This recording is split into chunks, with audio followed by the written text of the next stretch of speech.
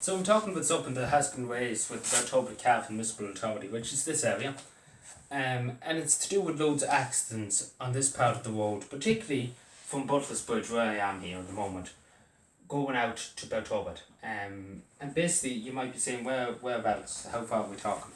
So basically, there's three turn-offs I'm talking about in particular that are death traps, and that's the word that we describe, and that's the word that's been used, is death traps. They are death traps.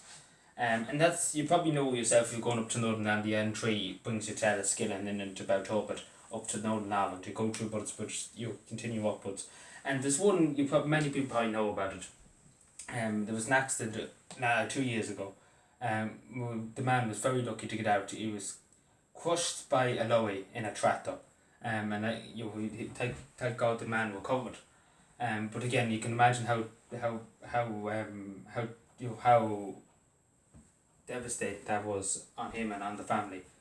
But yeah, we do need an extra lane, I suppose an extra lane, because there is no extra lane. It is just kind of a turn off. And then the cars that are in the middle, like the middle lane, which is not the middle lane, which is the turn into the road.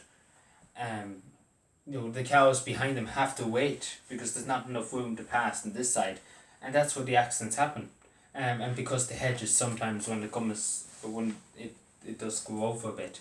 And we do need another lane. We need to expand it a bit. We need to take the grass that's on this side to the other side, and we will expand that part of the road a bit. Because it's too compact. It is too compact in that area. The next part is up at Anna Lake. You probably know Anna Lake and Butters Bridge.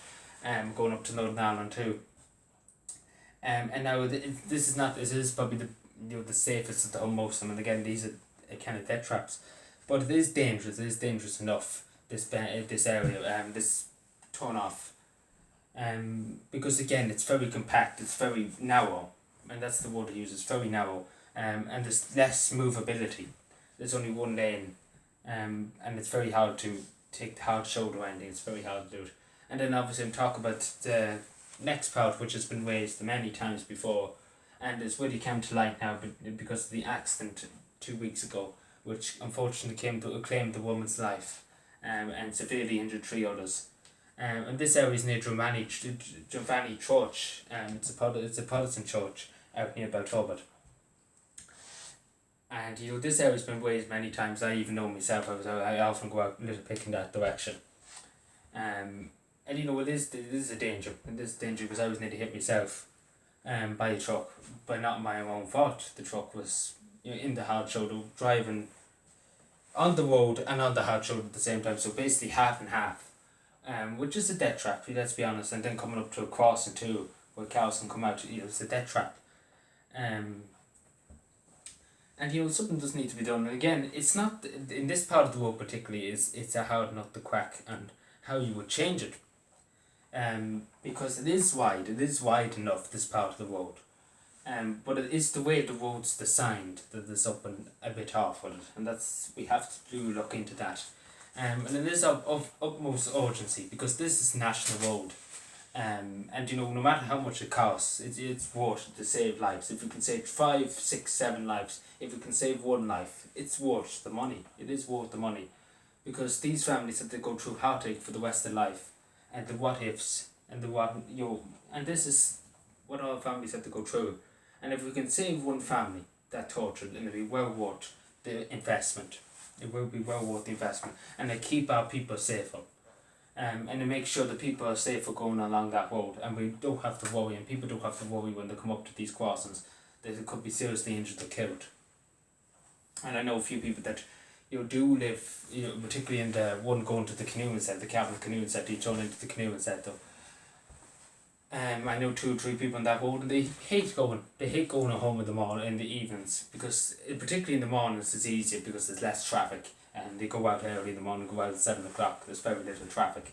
But when they're coming home at 5 o'clock, rush hour. They dread it. They really do dread it, and the majority of the time they go the long route, which adds an hour onto the journey because they feel safer going that way than they do. And these are back country roads they're using.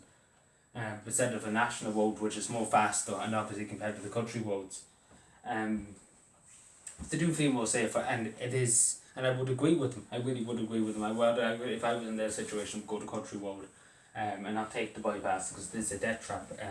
Them three parts of the bypass. And I don't even mention with the Clonus Road. Going past the Buddhist graveyard, which is with the Mount Conus, and it's beyond the death trap. It's beyond the death trap. But yeah, we do need to do something about the entry. We do need to, particularly that section. We're talking about less than a kilometre, or less than 1 kilometre of road that needs to be advised and looked at. To see what we can change. Again, expanding the road would be better. Making it 3 lanes, coming up to the 2 tons would be better. Even if we have to move the barricades back a bit and move a bit inward into the hard shoulder, and redesign the road, I suppose, in the way that part of the road, because again, this is the area that we see the most accidents and has been the most accidents for years. And again, it's about time we do something about it, and do it now than later. Because we'll never know what can happen, God forbid, tomorrow or in an hour's time. As we speak now, somebody could be injured on the road and somebody could be seriously injured. And again, every second does count here, and and I hope that the Beltopia County, the Cavan Municipal Beltopia Council will make the right call here and do what's necessary. Again, I'm not an architect, or road designer or anything like that. Again, maybe the solutions to the highway is there, and expanding the road, making it 3 lanes, is absolute rubbish to suggest. But again, something needs to be done. Something does need to be done. Either be traffic lights or either be something. Something to make it a small bit more safer. And obviously, it has, and obviously I do attack in Garda Síochána, the traffic unit in Cavan, for making checkpoints along these parts too, to make sure cars are slowing down. They're not going fast, and they slow down, and you're able to reduce their speed. I do check in Garda Síochána for that, because that has saved a lot of heartache, because I say there would have been an accident a few times only for Garda Síochána checkpointing along that side of the road and slowing cars down. So I obviously thank Garda Síochána for that, and I do track the traffic fans too, the speed camera fans, they often use them parts of the road to monitor for speed, and I do thank them for the service, for making sure the speeders don't go on this road. A lot of M's in this, isn't it? But yeah, that's all I'm going to say. Thank you, everybody, and bye.